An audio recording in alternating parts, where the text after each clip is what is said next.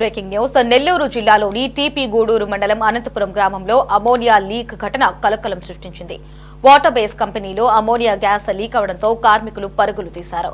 ఈ ఘటనలో 10 మంది కార్మికులు అస్వస్థకు గురికాగా నెల్లూరు ఆసుపత్రికి తరలించారు.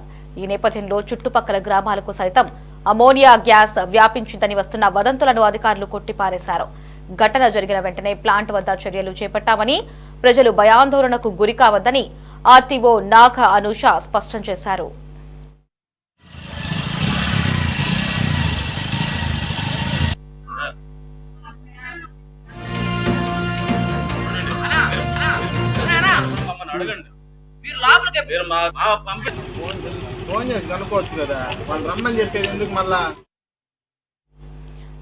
దీనిపై మరిన్ని అప్డేట్స్ ని మా రిపోర్టర్ బాలరాజును అడిగి తెలుసుకుందాం. బాలరాజు, చెప్పండి, నెల్లూరులోని ఓ వాటర్ బేస్డ్ కంపెనీలో అమోనియా గ్యాస్ లీక్ అయినట్లు తెలుస్తోంది. పలువురు అస్వస్థకు కూడా గురయ్యారు. ప్రస్తుతం వారు హాస్పిటల్లో చికిత్స పొందుతున్నారు. మరి ప్రస్తుతం అక్కడ పరిస్థితి ఎలా ఉంది?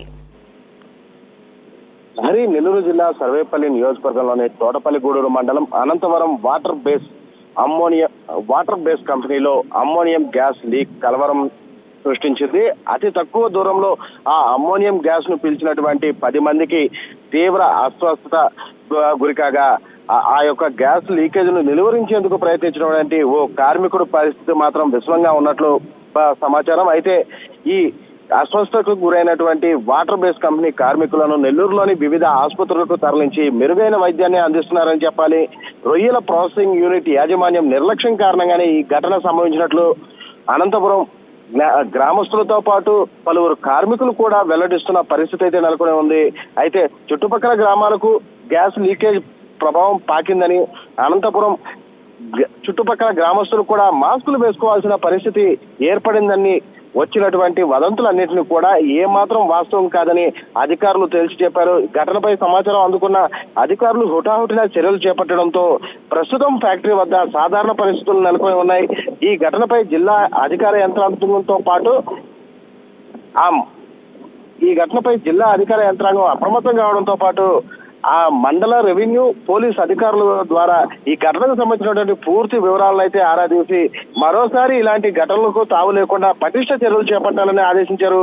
వాటర్ బేస్ ప్లాంట్ నందు అమ్మోనియం లీకేజ్ స్వల్పంగానే జరిగిందని, ప్రజలెవరూ భయభ్రాంతులకు గురి కావద్దని కూడా ఆర్డీఓ నాగసంతోష అనూష సూచించారు. అయితే దుర్ఘటనలు సంభవించిన సమయంలో మాత్రమే అధికారులు చర్యలు చేపట్టడం, సాధారణ సమయంలో తనిఖీలు అన్నదే లేకపోవడంతో ఇటీవల కాలంగా సర్వేపల్లి నియోజకవర్గంలో ఉన్నటువంటి అనేక ఫ్యాక్టరీలతోనే వాటన్నిటిలో కూడా ఎక్కడో ఒక చోట చిన్న చిన్నవి కావచ్చు, పెద్ద పెద్దవి కావచ్చు, ఏదో ఒక ఘటన చోటు చేసుకుంటూనే ఉంది. అయితే ఈ ఘటనలు సంభవించినప్పుడు మాత్రమే అధికారులు చర్యలు చేపడుతున్నారు తప్ప సాధారణప్పుడు ఈ ఫ్యాక్టరీస్ అధికారులు కానీ చర్యలు చేపడితే ఇలాంటి ఘటనలు సంభవించే అవకాశం కూడా లేకుండా ఉంటుందని పలువురు విశ్లేషకులు కూడా చెప్పుకొస్తున్నారు.